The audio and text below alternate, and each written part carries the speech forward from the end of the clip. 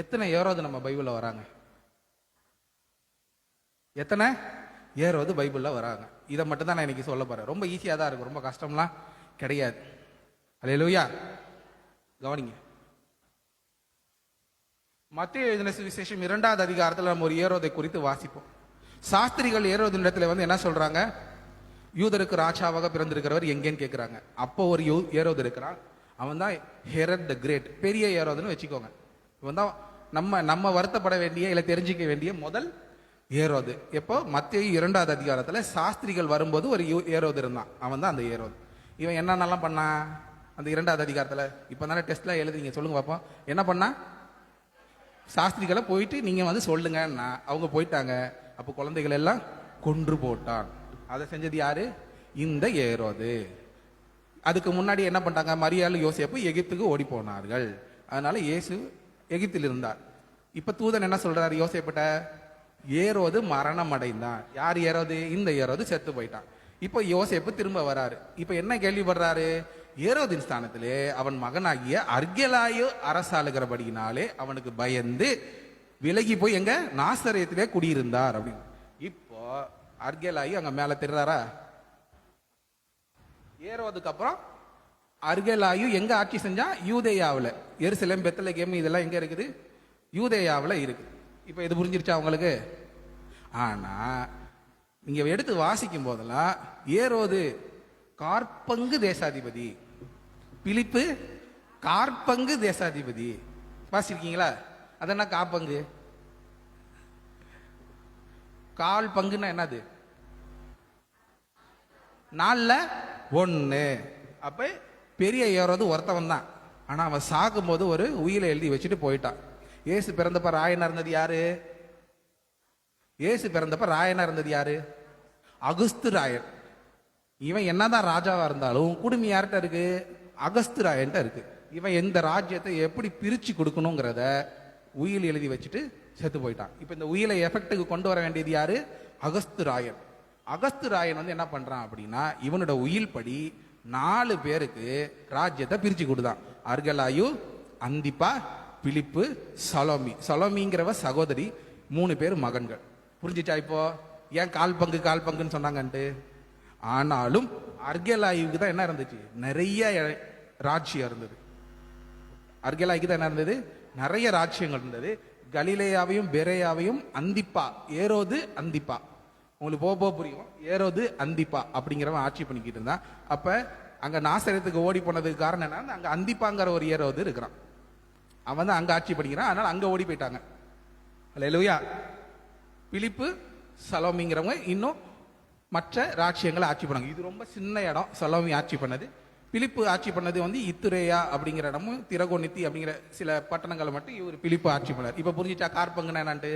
ஒரு ஆளுகிட்ட இருந்த மொத்த ராஜ்யமும் 4 பேத்துக்கிட்ட பிரிச்சு கொடுத்துட்டாங்க. அதனாலதான் எல்லாத்தையும் கார்பங்குன்னு வரும்.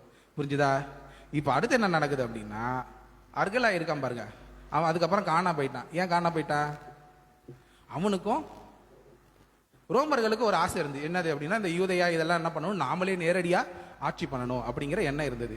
அது அந்த எண்ணம் இருந்தது மாத்திரம் இல்லாம இவன் பேர்ல சில கம்ப்ளைண்ட் எல்லாம் போகவும், ஏன்னா அந்திப்பா இருக்கான் பாருங்க, அவன் போய் கம்ப்ளைண்ட் பண்றான். ஏன்னா நிறைய ஏத்தைய தூக்கி யார்கிட்ட கொடுத்துட்டாங்க? அர்கெலாயிட்ட கொடுத்துட்டாங்க. அதனால இவன் என்ன பண்றான்? கம்ப்ளைண்ட் பண்ணி அவங்களுக்கு என்ன ஐடியா இருந்துச்சு? யூதையாவை நாமளே ஆட்சி பண்ணணும் அப்படிங்கிற எண்ணம் ரோமர்களுக்கு இருந்தபடினாலே அர்கெலாயை தூக்கி விட்டுட்டு அந்த இடத்த மொத்தமா யார் அடுத்து ஆட்சி பண்றது? பிளாத்தே அப்படிங்கிற ரோம கேள்வி வந்துச்சு. பிளாத்து யாரு? தேசாதிபதி. பிளாத்து யாரு? தேசாதிபதி.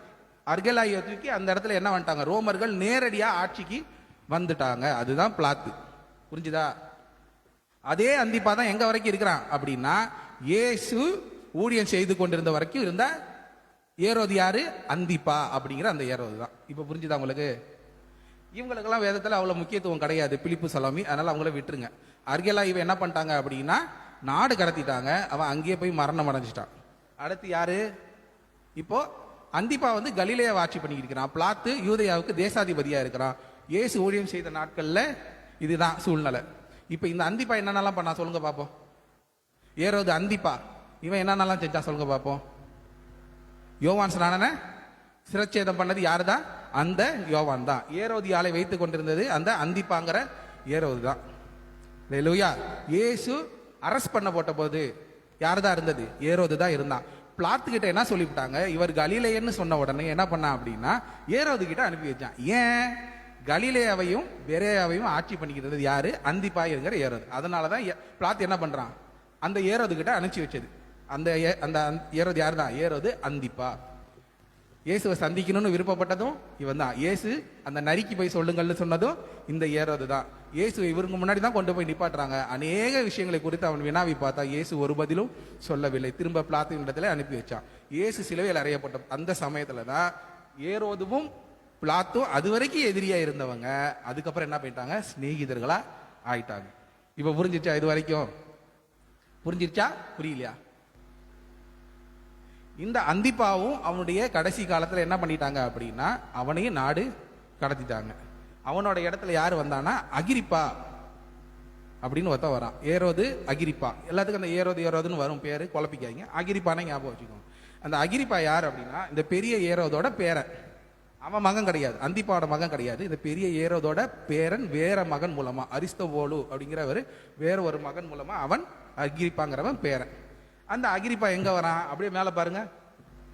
அப்போஸ்தலர் 12வது அதிகாரத்துல நம்ம வாசிப்போம். ஏரோது என்ன பண்ணான் அப்படின்னா யோவானின் சகோதரனாகிய யாக்கோபை என்ன பண்ணான்? கொன்று போட்டான். வாசிக்கிறோமா?